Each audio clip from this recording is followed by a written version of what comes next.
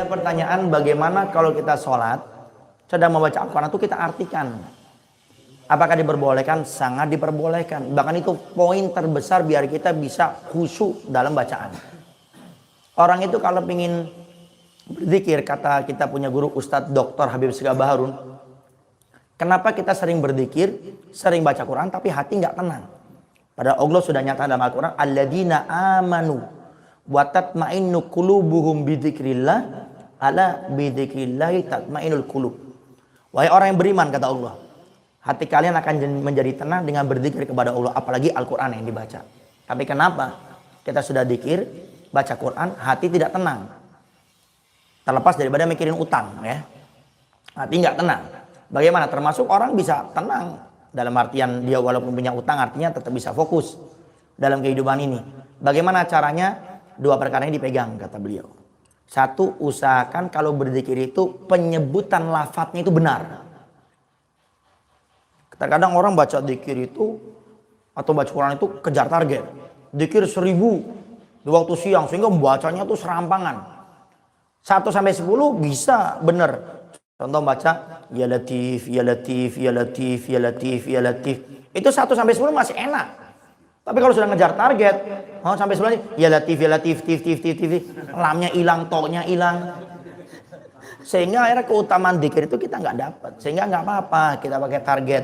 Cuma tolong penyebutan lafadznya itu yang benar gitu loh. Ya, karena sekarang ini orang lebih mikirin dapat banyak, tapi malah kualitas yang kita baca malah nggak dapat gitu loh. Ya.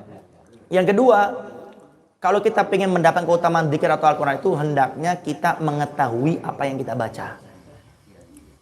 Jadi kita baca Al-Fatihah. Contoh nih Al-Fatihah. Usahakan kita semuanya pulang dari acara ngopi siang ini di rumah Abadija, usahakan kita semuanya tahu arti Al-Fatihah. Karena itu kita baca paling tidak sehari semalam itu 17 kali. Dalam sholat fardu 5 waktu itu 17 kali. Sehingga usahakan Al-Fatihah itu kita tahu artinya dari Bismillahirrahmanirrahim, Alhamdulillahirabbil alamin, Ar-Rahmanirrahim. Pasti lebih khusyuk daripada orang yang tidak tahu artinya. Karena syaitan itu bisa memainkan hati kita, pikiran kita kalau kita tidak khusyuk. Makanya kenapa syaitan tidak bisa mempengaruhi hatinya para aulia, para orang-orang soleh. Kenapa? Karena hati mereka itu sama Allah nggak pernah putus. Bahkan ada orang soleh yang mengatakan, kalau 1 detik saja saya tidak ingat sama Allah, tidak ingat sama Nabi Muhammad, saya hukumi diri saya keluar daripada agama Islam. Kenapa? Saking beliau-beliau ini nggak pernah putus. Bahkan ada ulama kita, kalau tidak salah Habib Umar Al-Mukhdar, itu sehari semalam membaca lafadz ya Allah itu 25.000 kali. Bahkan saking beliau sering membacanya itu nggak bisa di stop, sampai ke kamar mandi pun menyebutkan gitu. Dan itu bukan ikhtiar beliau, bukan keinginan beliau, tapi terlepas daripada kekuasaan beliau. Itu namanya istighraq. Nah itu, tahu ya. Nah, ini kalau ngaji nggak ngantuk kayak gini nih, tapi kalau ngaji ngantuk repot nih.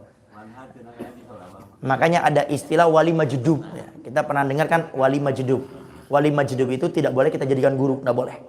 Karena kehidupannya sudah berbeda dengan kehidupan kita. Makanya Imam Haddad dalam kitab Adab Sulil Murid di akhir pembahasan itu beliau menegaskan. Jadi nggak boleh wali majdub itu untuk jadikan guru, enggak. Tapi sebagai Syekhut Tabarruk ngambil berkah boleh, nggak apa-apa. Ya. Tapi hati-hati kalau sudah ketemu wali majdub, jangan salah. Diam-diam plak ya. Diam-diam suruh apa gitu. Karena kalau sudah sama para wali itu jaga hati. Sampai para ulama mengatakan kalau dekat sama orang pemerintahan jaga mulut. Salah dikit penjara, tembak, dor gitu. Tapi sama para aulia kekasih Allah jaga hati. Salah sedikit kita bisa direndahkan oleh Allah karena punya buruk sangka sama para aulia. Khususnya sama wali majdub. Makanya Al-Faqir kalau ketemu para wali-wali Allah jangan dengar ada wali Allah sudah enggak. Ya bukan nggak mau ketemu, jadi betul harus jaga hati, apalagi sama yang majdub. Nah ini ada amalan dari saya punya guru Dr. Habib Segaf Baharun, karena wali majdub ini nggak bisa kita atur.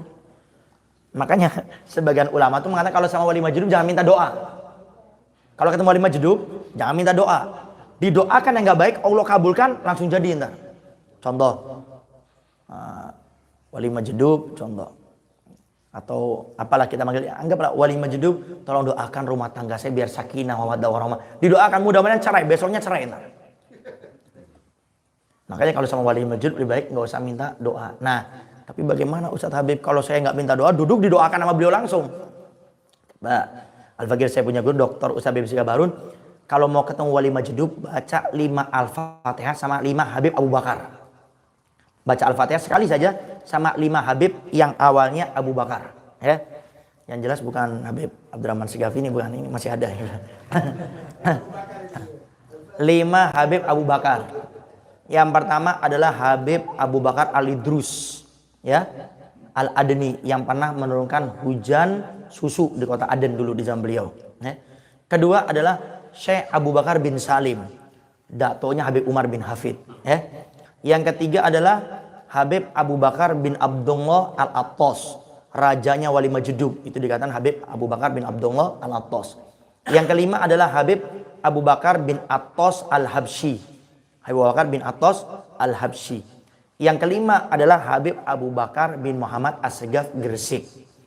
Itu kalau kita sebelum ketemu wali majdub, baca 5 Al-Fatihah ini kepada 5 Habib tadi, walaupun wali majdub itu mendoakan yang tidak baik, akan tertolak secara otomatis berkah 5 Habib Abu Bakar tersebut. Gitu. Makanya kalau ada wali majdub itu jangan, wah saya mau ketemu, hati-hati. Didoakan, Bib, doakan saya pengen nikah. Kamu sampai mati nggak nikah? Akhirnya nggak mati sampai nikah. Jomblo abadi. Nah,